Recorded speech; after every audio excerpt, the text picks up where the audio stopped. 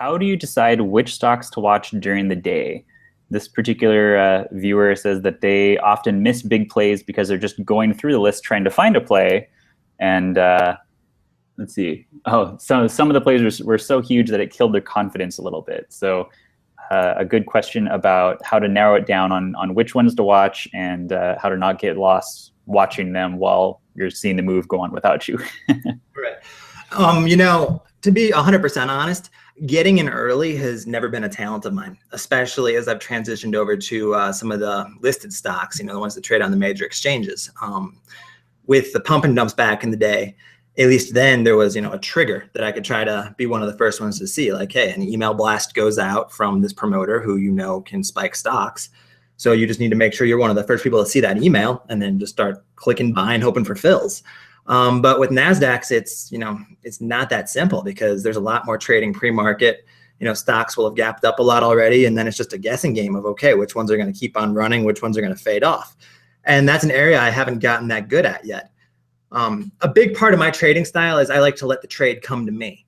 So I'm usually on the short side of the trade because I'm waiting for the charts to get overextended, the ones that have run a lot already. And once I feel like that momentum is exhausting and that momentum is turning, that's when I start looking to strike and I start looking to short sell it and write it back down some. So it's less of a predicting game of, okay, which one of these is going to make the move.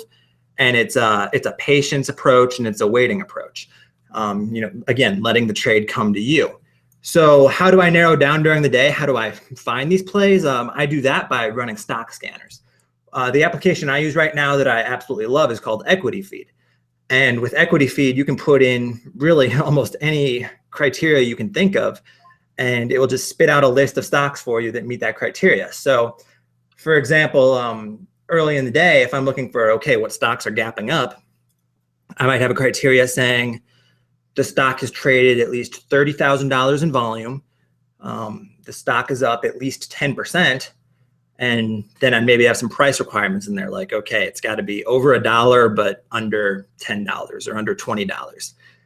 And, you run that right there. And every morning I usually have a list of about 3 or 4 gappers that I immediately know I want to keep an eye on because they're up on some kind of news, whether it be, again, earnings, a contract win, whatever. And I just want to watch the price action for a while and maybe look for a chance to ride it back down after the momentum reverses. But I do think that stock scanners are the best tool for narrowing down what stocks out there to trade. And what you scan for could be entirely different than me. It really just all depends what setup you're looking for.